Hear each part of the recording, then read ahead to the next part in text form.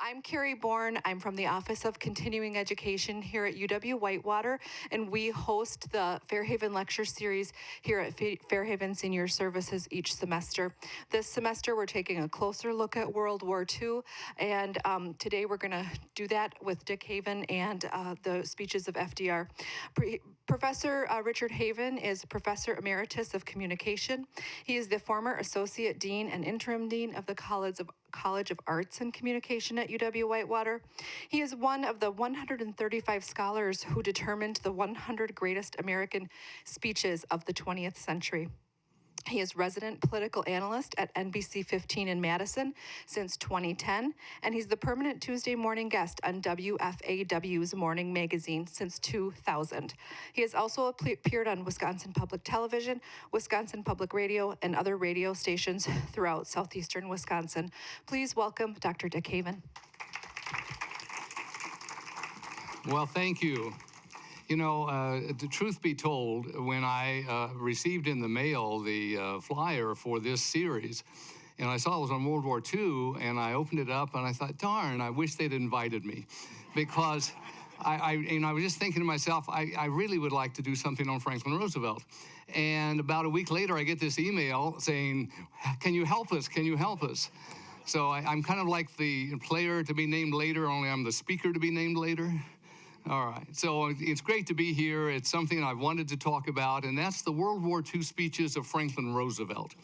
And so we're going to take a little journey back, but we'll begin by simply talking a little bit about the focus, and then we'll look at the way we analyze the speech, and then I'll get into the three speeches. The three speeches I'm going to look at, the first is called The Arsenal of Democracy.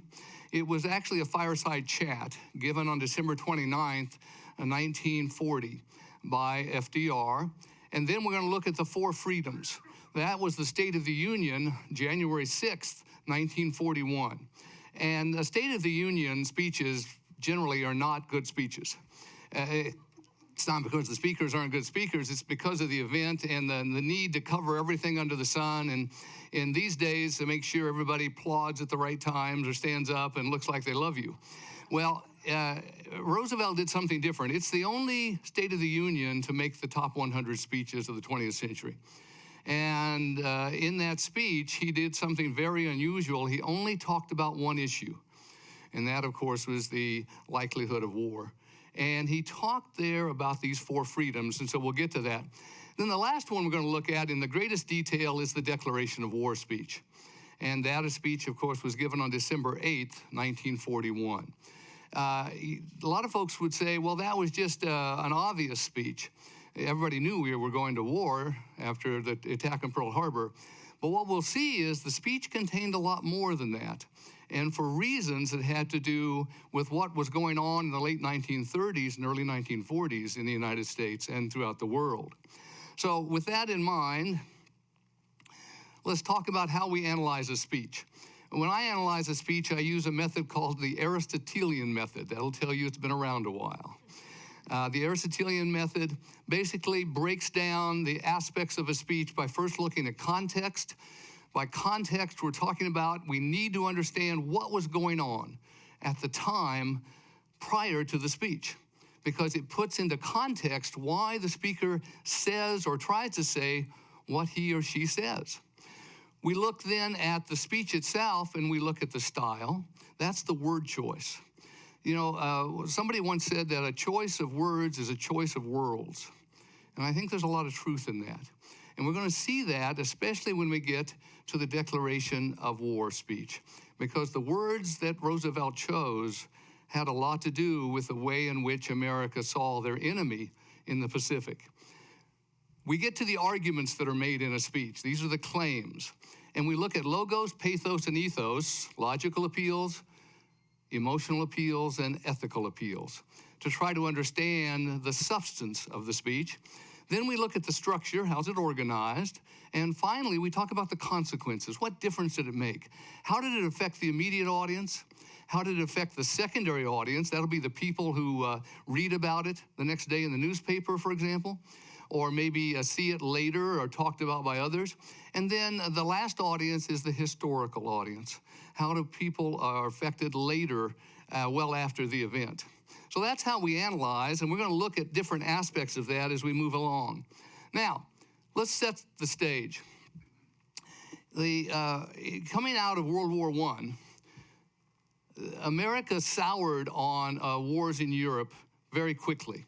First of all, the isolationists were really back in power after the end of World War I. Woodrow Wilson, of course, failed to get his League of Nations through the United States. The Senate rejected it. And generally, the atmosphere was, we don't want to go back there again. We want to pull back and just be the way we were in the 19th century, which is to be a country protected by the oceans and separate from Europe. In fact, in 1937, there was an opinion poll done.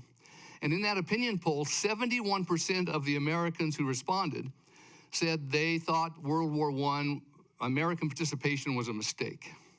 And they did not want to go to another European war.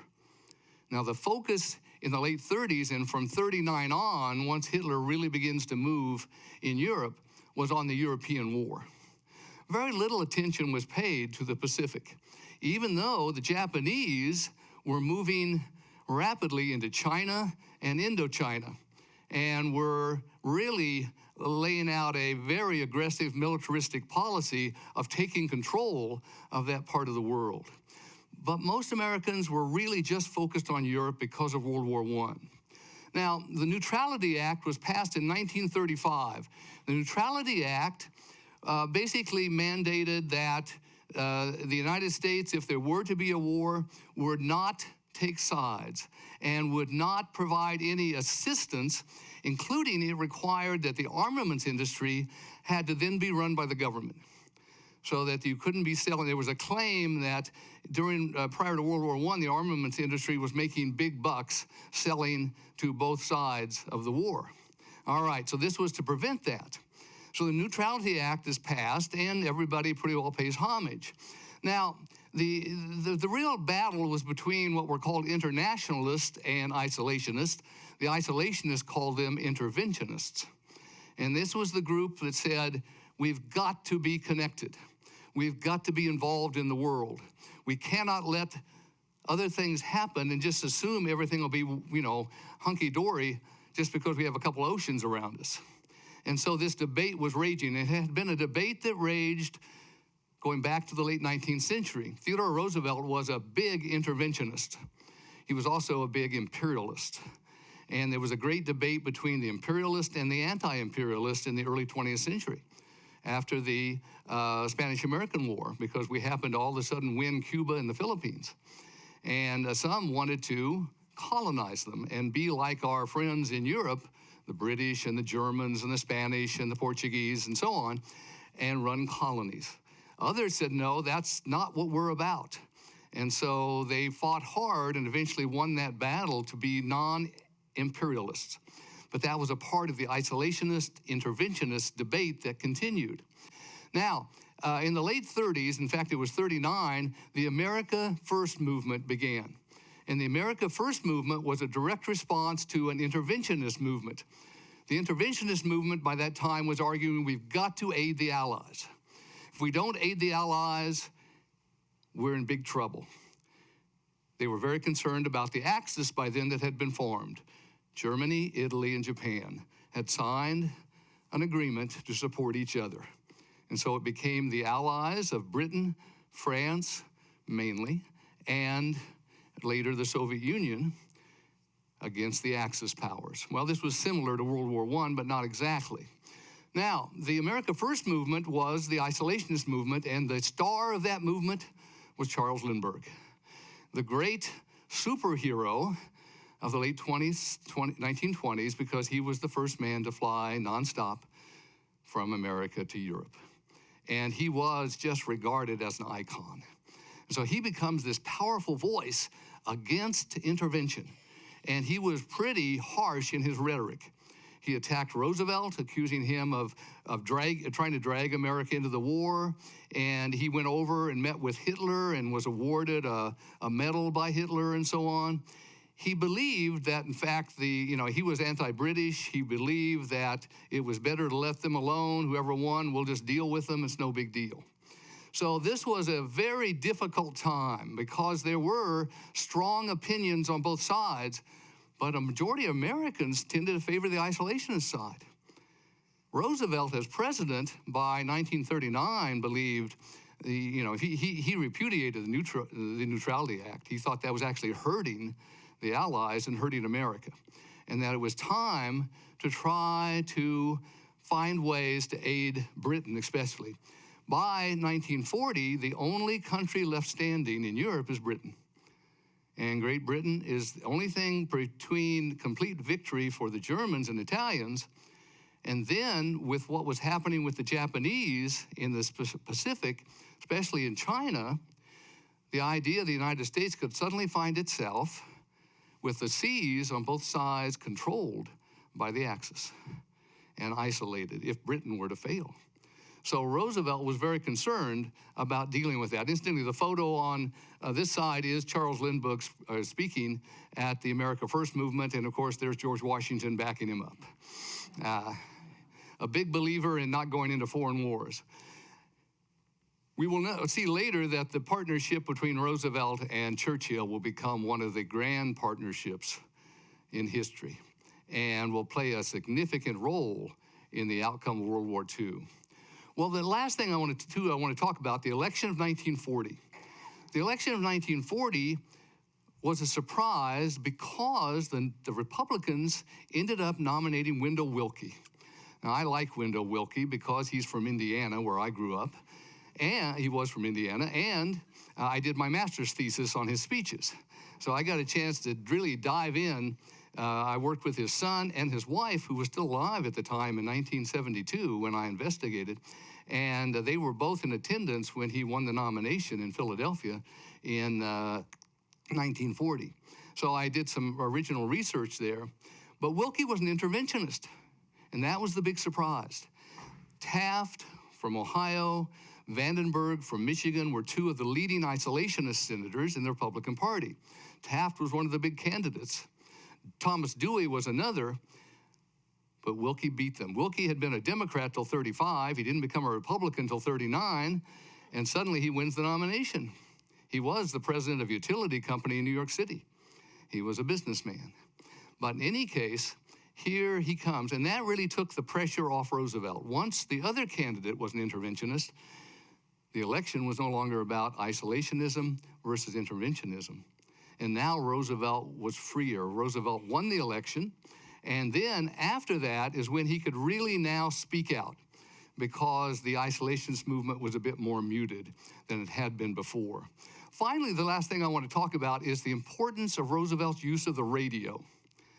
Now, Roosevelt was innovative in his use of the radio from the moment he took the presidency in 1933. In his first fireside chat was the banking crisis. And in the banking crisis, he blamed the bankers, it's always their fault, and he blamed the bankers for the Great Depression. And he basically declared war on the Great Depression. Roosevelt was always declaring war. So he declared war on the Great Depression.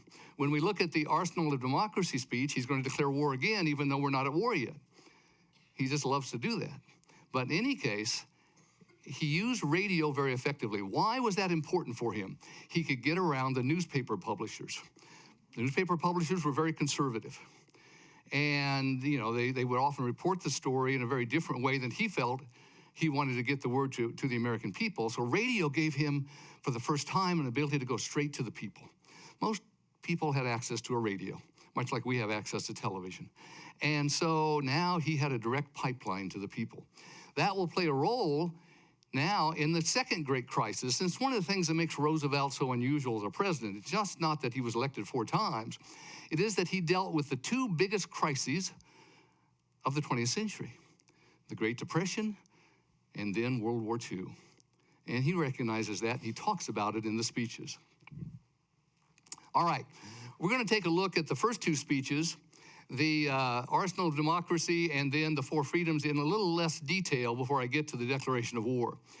Now remember, this is a radio address. And so it's a fireside chat. And incidentally, it was never a fireside chat. There was no fire, okay? He wasn't next to a fire. But they called it that, and it sounds good and so on. He's in his office, and he's just given a radio address. But he's speaking directly to the American people. And it was delivered December 29th. FDR described it not as a fireside chat on war, but a talk on national security. See, he's still worried about the isolationists. He's not advocating for war. He's advocating to stay out of war by aiding the Allies.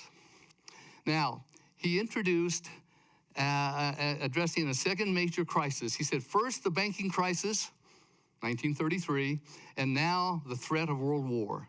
So again, he's into dealing with this overwhelming crisis that's going to dominate everything for the next few years. Here's what he argued, and these are the logical and ethical appeals that are there.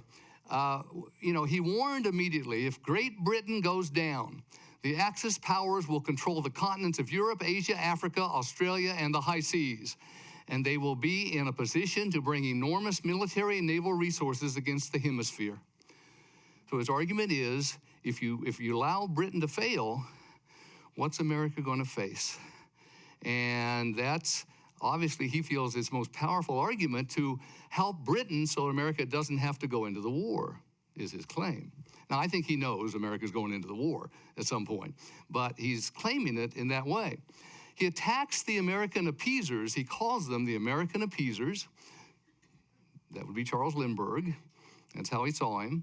And those aiding the Axis powers. Now, he claims there are people within the country who are spies who are aiding the Axis, and others who have been duped and therefore are making the arguments for isolation when in fact they're aiding the Axis and they don't know it. He then goes on to say that the ability to keep out of the war is going to be affected by the success or failure of the British. Our national policy is directed toward war. Its sole purpose is to keep war away and need to provide more aid to the British. What is he leading up to in these arguments? What program? Lend-Lease.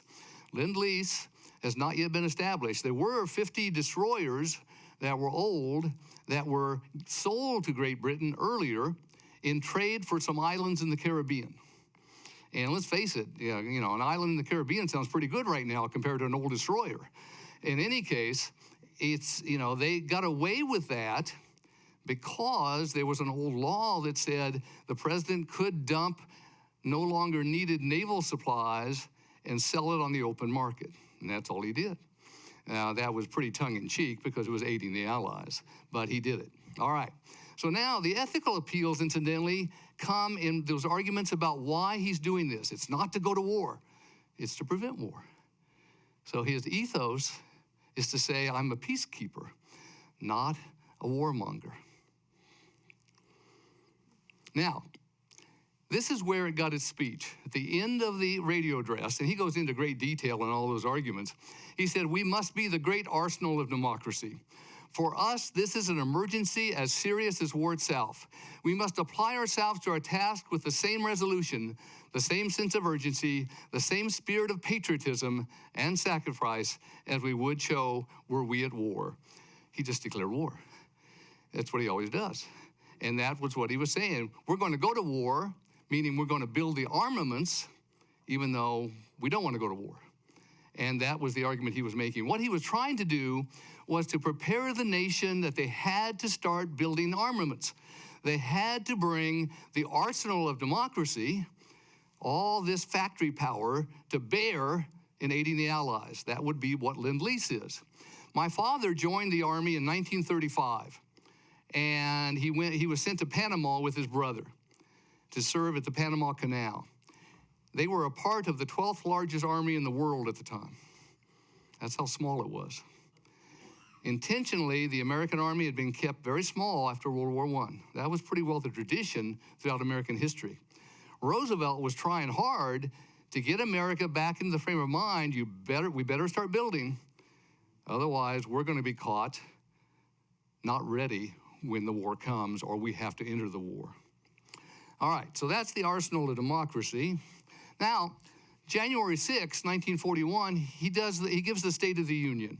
And the State of the Union was a speech in which he talked specifically about the crisis, and it's really a continuation of the arsenal of democracy.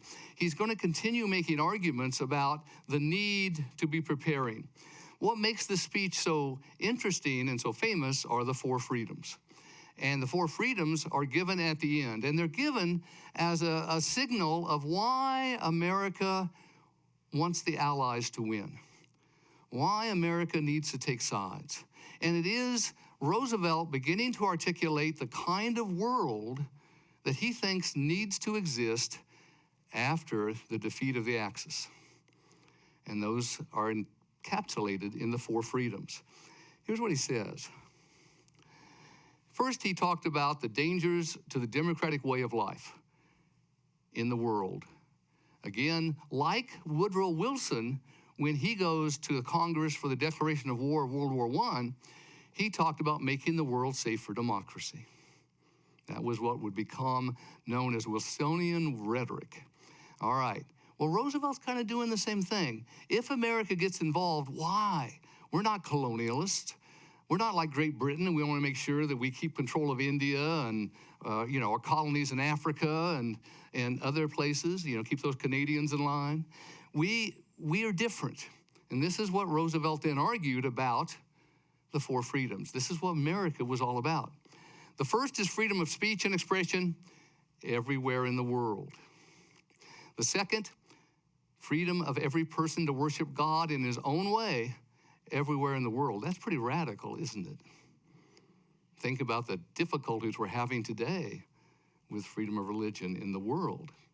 Third, the third is freedom from want, which means economic understandings that will secure to every nation a healthy peacetime life everywhere in the world. Finally, the fourth is freedom from fear, which means a worldwide reduction of armaments to such a point and in such a manner that no nation will be in a position to commit an act of physical aggression against any neighbor everywhere in the world. Now, what's interesting about those arguments, one, they're like Woodrow Wilson, very similar. But second, they articulate a vision of the future of the world to come in Roosevelt's mind. And incidentally, that vision is very different from Winston Churchill's vision. What did Winston Churchill hope would happen if the Allies won? What kind of world would continue? The colonies, the colonialists. He wanted to hold the empire together. He wanted to keep it going. And so that would be a rub between Roosevelt and Churchill throughout World War II. Roosevelt did not support Churchill's desire to take actions in certain arenas that would help protect the empire. He was looking more at opening the world up so that there would be more independent nations and nations would be able to govern themselves. That was his vision of the way it ought to be, the American way. So the speech speaks not just to the Axis and what they're doing, but also to the colonialists and what they had done to the world over the years in perpetuating the policy of colonizing.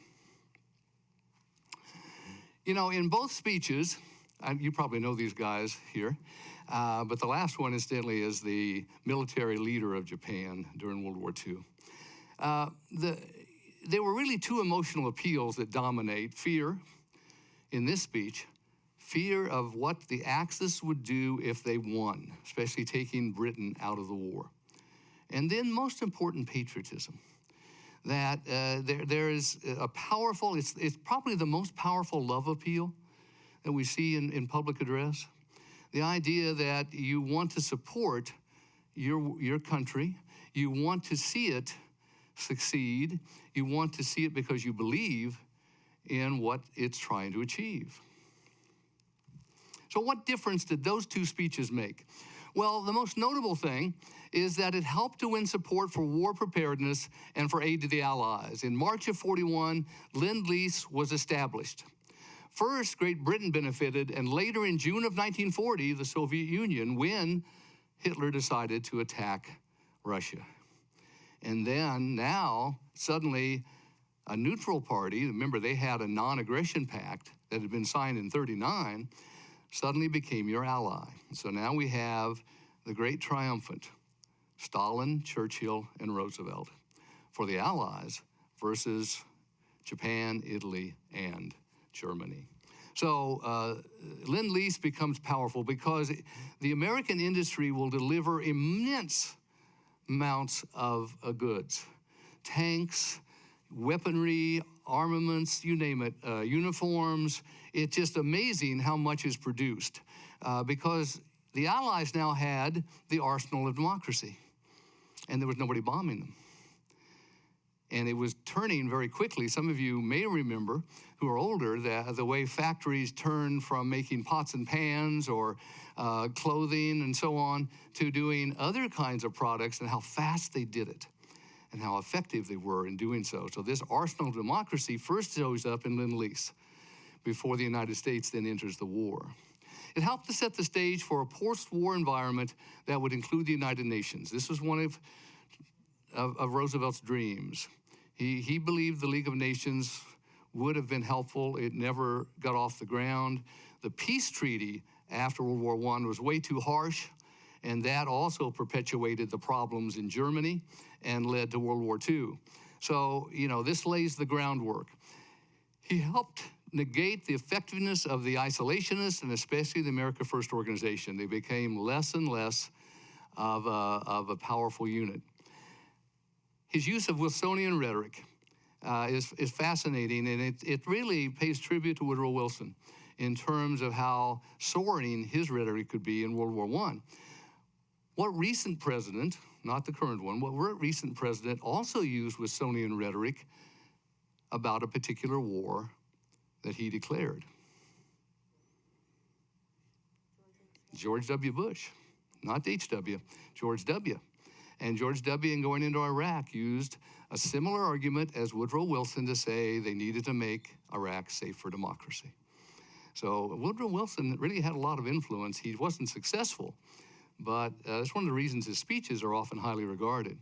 Finally, he contradicted the British and made it clear he was not interested in helping to continue the empire. Now, I want to get to the most important speech, and that's the Declaration of War. Now, this is Roosevelt, and it's the day he's actually delivering that to a joint session of Congress. It's most famously known as a day that will live in infamy. But let's set the stage here. All right, the attack on Pearl Harbor happened on December 7th, 1941. Now, we learn of things today immediately, and some of it's actually true. A lot of it isn't, but we do. Well, while the attack on Pearl Harbor was going on, most people in the continent had no idea.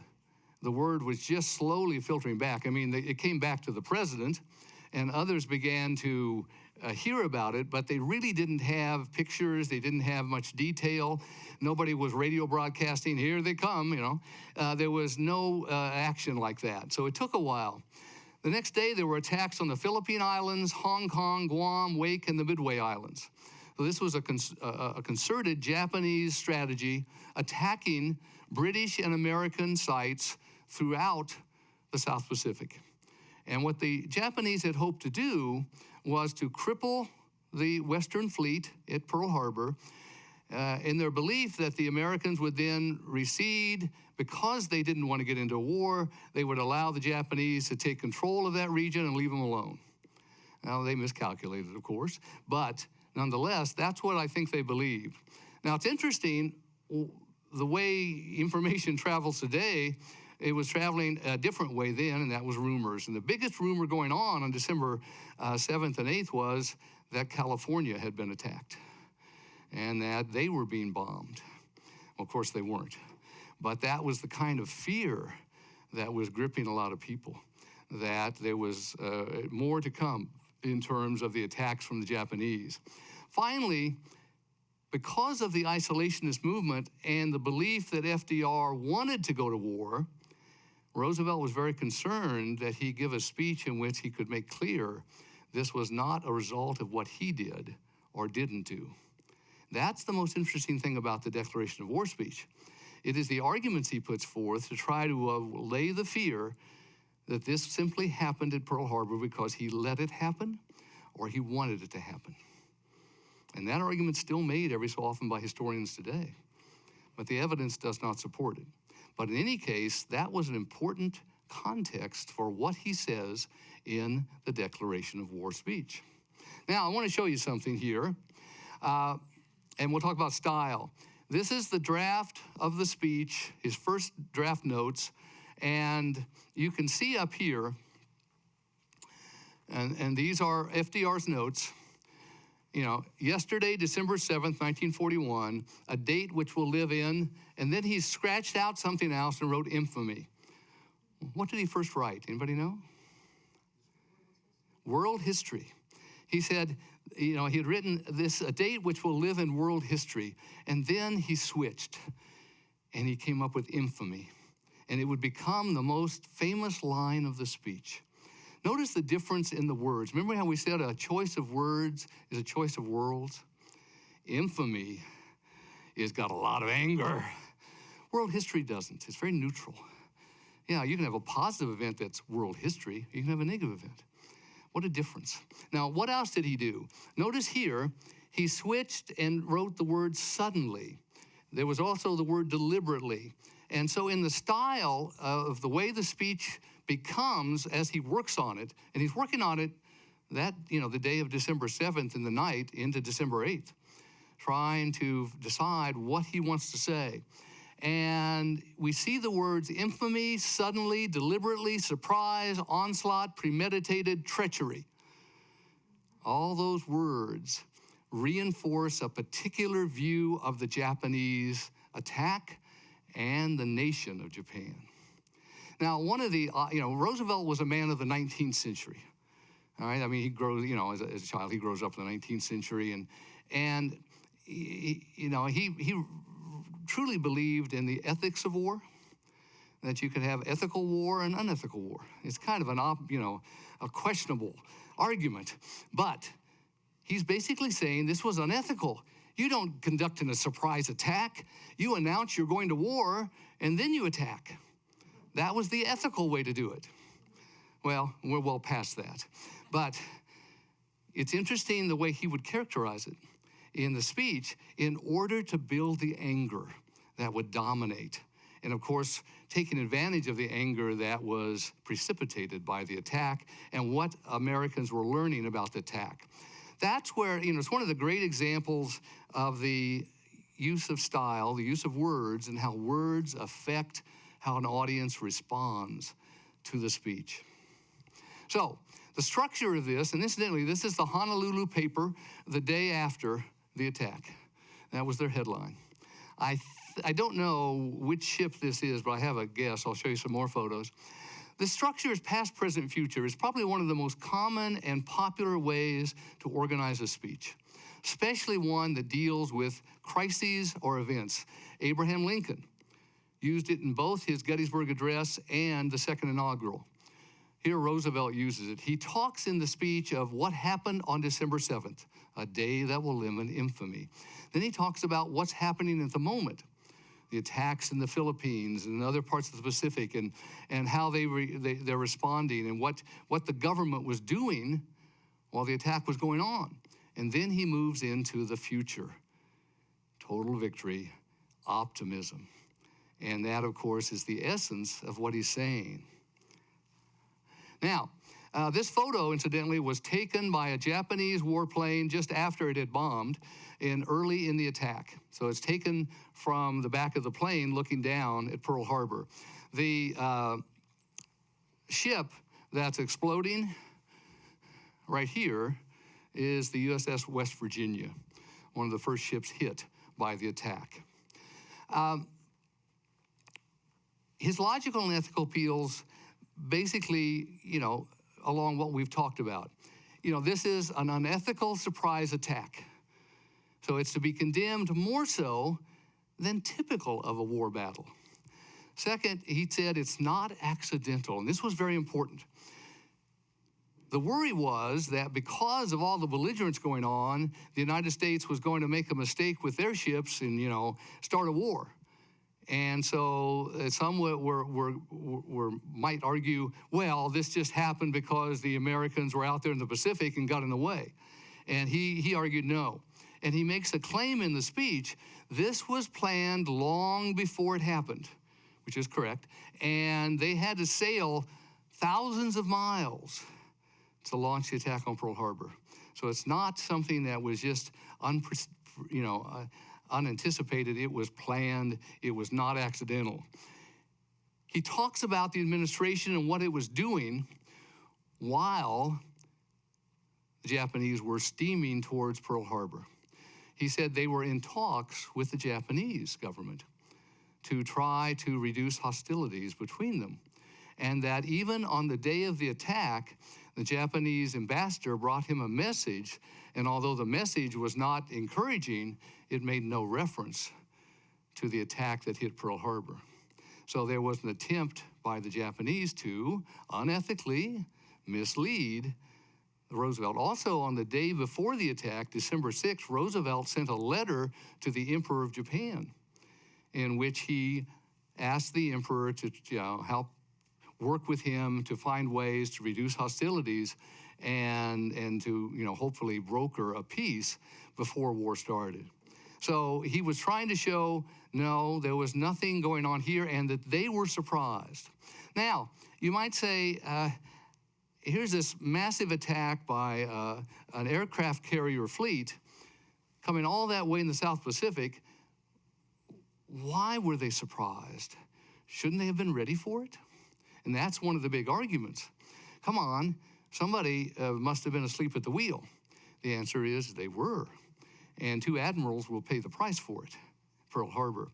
The fortunate thing for the United States was that the aircraft carriers were out on that day. So none of the aircraft carriers were harmed. That would help. The battleships, like the Arizona, were the ones that would go down. You didn't know it. In World War I, the battleship was the big ship. World War II, the aircraft carrier is the big ship. Battleships play a very different role by World War II. So that was a very fortunate thing, but they were out not because of an anticipated attack. What happened?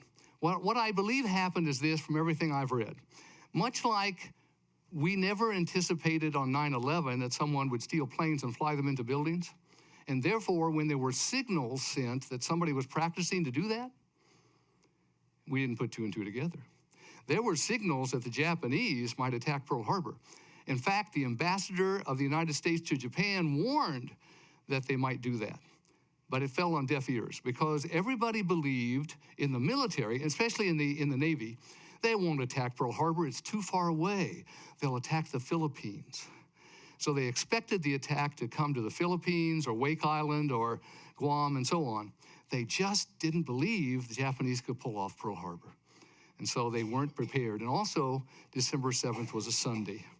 And everybody was just kind of doing what they do on Sunday, even in Pearl Harbor. So they weren't really well prepared. I really don't believe there was any concerted effort to allow the attack to happen. I think they believed it couldn't happen. And so they weren't worried about it. But in any case, Roosevelt made the arguments to try to say, no, we didn't precipitate this. We were trying to work for peace. This was a dastardly, treacherous act brought upon the American people and the United States of America. Now, the emotional appeals, no question, anger, those words, and then love, patriotism, and optimism. Roosevelt was very concerned with this speech that he needed to build the country's sense of destiny, that he was worried people would be so overwhelmed that they would lose sight of the ability to respond. And so he begins right there building the optimism. And with the end of the speech really lays out that they will win this regardless of what happens, so help us God. And there is this great optimism at the end that this, the America will overcome. So, the speech is fascinating. Instantly, that is the Arizona. We saw that in the first picture going down. And there's the West Virginia, the one that was hit earlier. So, Pearl Harbor was a massive shock. Incidentally, in the Honolulu paper, they only identified 6 dead at that point. They had no idea how many men had been lost. it would take a while before they would be able to figure that out. And of course, it would be, I think, over 2,000. But, again, information moves so slowly, and it's so different at that time from what we're used to today. So the emotional appeals were strong. What were the consequences? Well, no big surprise. The declaration of war passed easily. It only had one negative vote in the joint session of Congress. It was a representative, I think, from Montana who voted against it. She was the only one. Everyone else voted for it. That's no big surprise. He could have walked in and said, let's go to war, and they would have voted for it. That was taken for granted. More important was he focused Americans on the enemy and not the administration. Everything was about why this was dastardly, infamous, and why the enemy was unethical and therefore deserving of our anger and hatred. There's no question that the war against Japan was different than the war against the Axis powers in Europe. And there's probably a couple of reasons for that. One of them has to do with being of different race, I think, at that time. And the other is that we didn't have the Germans or the Italians attacking in this way, but we also had a much bigger German population, Italian population. The Japanese population was concentrated in the West Coast. And another indication of that difference is what happened to the Japanese Americans. That it's the most regrettable action of Franklin Roosevelt's administration during the war, and that was to move these American families, they're not foreigners, American families to concentration camps further inland in order to protect the West Coast, they claimed. But I think that goes back to the way in which the attack on Pearl Harbor was seen. The enemy in Europe were the Nazis or the fascists. It was Mussolini and Hitler. In Japan, it was the Japanese. It was really, if you look at his rhetoric, he just simply says, the Japanese attacked, the Japanese attacked, the Japanese attacked. It wasn't the Japanese military, it wasn't the Japanese empire, it was the Japanese. And so it becomes a different kind of battle, I think, in the Pacific, in terms of how it was characterized from the attack on Pearl Harbor than in Europe. Now, incidentally, the United States declared war on Germany and Italy December 11th. That was after they had declared war on the United States, I think on December 8th or 9th. So, there, it's not because of a particular attack or battle, it's just because they were allies of Japan, and they were therefore declaring war on the United States. So there's a difference, and it's a notable difference, I think, in the way each battle arena was viewed. Now, incidentally, the attack on Pearl Harbor ended the isolationist movement. And it has not, we see signs of it today. There have been some, references in today's rhetoric to isolating again, but not to any way degree that was in existence prior to World War II. Pearl Harbor ended that. Incidentally, what happened to Charles Lindbergh? Well, Charles Lindbergh volunteered to go into the military. He wanted to be a pilot. He was skilled. And Franklin Roosevelt said, nope. He wouldn't let him. He prevented him from becoming an officer and flying in the war. Lindbergh would go on as a private contractor and work in the Pacific testing planes and helping the military, especially remember, there was no Air Force at the time. It was the Army Air and the Naval Air. And he worked with them as a contractor, but he was never allowed back in the military. Roosevelt never forgave him. That's the arsenal of democracy. Those are the speeches of Franklin Roosevelt that are especially noteworthy in World War II. He dealt with a very difficult time in the late 1930s, early 40s, trying to convince the American people that they could not wait out this war, that they would have to become involved both by armaments to the Allies and eventually by joining the conflict. And then, of course, the great Declaration of War speech. Like great speeches, the Declaration of War speech is brief. The greatest speeches are generally brief. It is poignant, it is, on target, And the words stay with you, especially a date that will live in infamy. So, it was number 4 on our list of the 100 greatest speeches of the 20th century. On my ballot, I put it number 3. But in any case, Roosevelt had 2 of the top 4 speeches in the top 5, or 2 of the top 5, and that was one of them. How many what? Oh, in the speech, I don't know. I haven't counted them. Yeah, Lincoln, well, the Gettysburg Address was like 278 words. It's really brief. But even his inaugural was briefer than most inaugurals, the second inaugural. In this one, if you compare it to Wilson went on for an hour because he had to convince the Congress to go to war. They were not with him right away. There had been no big attack from the Germans. There had been, the sinking of the Lusitania, some other submarine actions, but nothing like this. And so he didn't need to go into all these arguments about why this made sense. He already had the audience on board, but he had to address some other arguments in a more subtle way, which he did. I think the biggest thing was the way he characterized the enemy. So my guess is this is probably 400 or 500 words at the most. It's again, incidentally, it is also our last declaration of war speech. We've been in a lot of wars, but we have not had a declaration of war, right? That is passed by the Congress. And second, it was the first one to be broadcast live on radio. And that was another important aspect because people could listen as he gave that speech. Then it was watched in the movie houses for the next few weeks because it was filmed and shown. So again, Roosevelt was able to use the new media in ways that made him even more influential. I'm glad to take questions. Oh, did I see a hand over here? Yeah, here we go. Okay.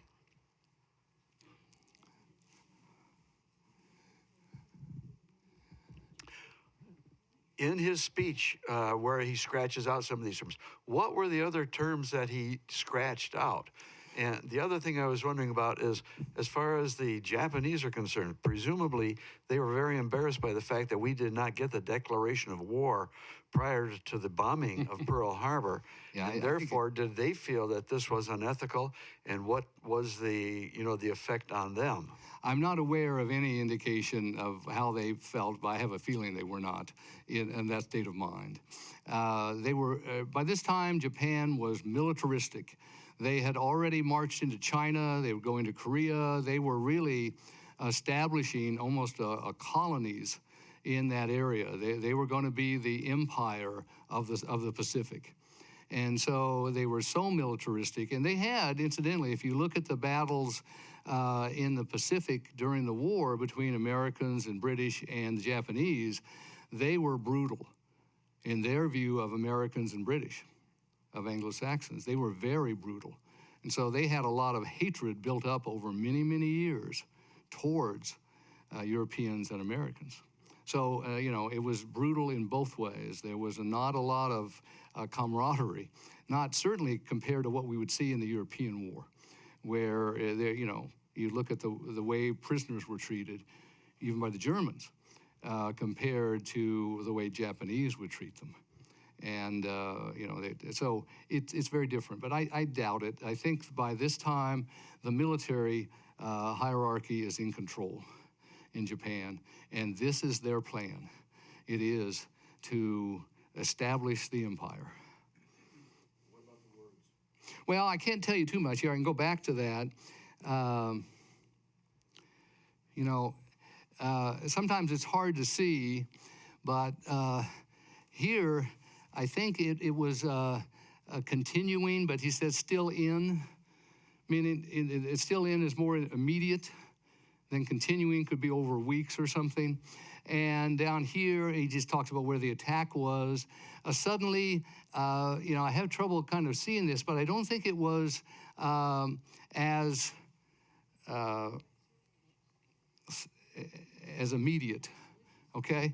And again, I think he as he had typed it out originally, or had it typed out, he began to shift, to reinforce that those are most important arguments about the surprise, the sudden the infamous, the unethical behavior, and so on, that he wanted to use to convince the audience that this was in no way America's fault, accidentally or intentionally. This was the Japanese. Okay.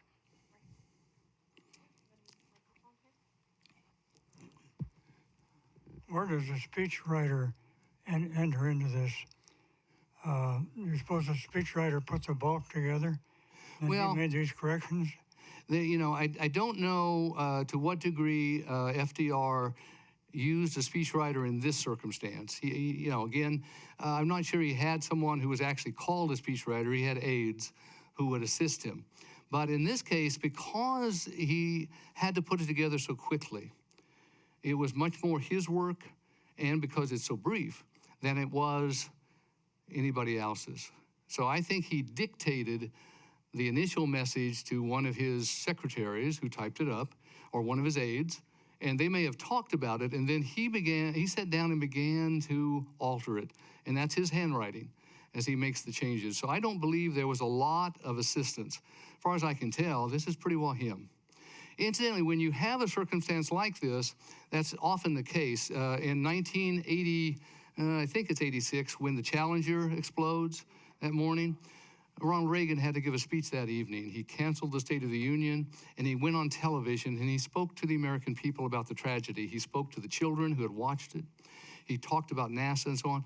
Similar there, that was mainly him. He had great speechwriters, and I'm sure they helped him, but it's mainly him because it's so fast. You don't have time to send it off to people and wait a few days for them to send it back. You've got to put it together. And that's what I think happened with Roosevelt. Other questions? Yeah. Period. It was particularly important to me. I was born in January of 1940. My father had been a graduate of the Naval Academy, but had been out of it for some years because of some eyesight problems. But did go back to school and get a law degree from UW-Madison. At any rate, he was ordered to report to Washington, D.C. on July 1st, 1940. I was just a baby then. My mother took us up there to the Arlington, Virginia area and so on. But he was ordered to report to work there, particularly in the area of war contracts and so on and so forth. Yeah, the Selective Service action took place around this, I think in 1940, they started the Selective Service Act. My father had left the Army in 38, and he was drafted back in and became a master sergeant. He spent the first years of the war training troops. He preparing them to go off, and then he was ordered with a unit to go to the Philippines in 1945 and was there waiting for the invasion of Japan when the atomic bomb ended that possibility, but that's what he was training for. So yes, they needed veterans because they didn't have many. And so they were valuable. That's why he became a master sergeant and was training troops. He had been through it, but there weren't very many. And there's a series out right now by Rick Atkinson. It's a trilogy. And the first one is about the North Africa campaign in 1942. That's the first American land invasion. And then it's about the battle for Sicily and Italy. And then finally it'll be about D-Day, the battle for France. But reading these, the American Army was not in good shape. They might have been big, but they weren't ready. And it would take them a while to become a true fighting force. And so, this is what Roosevelt had feared. They weren't going to be ready when it came, and it did take a while. So there's no question that was a big challenge for them. Can you tell us the top 5 speeches? Top 5 speeches. The first one is Martin Luther King Jr.'s I Have a Dream. The second one is John Kennedy's inaugural address. The third is Roosevelt's first inaugural. You have nothing to fear but fear itself. Number 4 is the Declaration of War. Number 5 was the speech given at the 1976 Democratic Convention by Barbara Jordan, in which she talked about her life and what was different now from years before. Those were the top 5. That's great. Maybe we'll have to have you back for each one of those. Well, I can negotiate a contract. That sounds great. Okay, for today, let's leave it there. And please join me in thanking Dr. DeCaven for joining us. Thank you. You're welcome.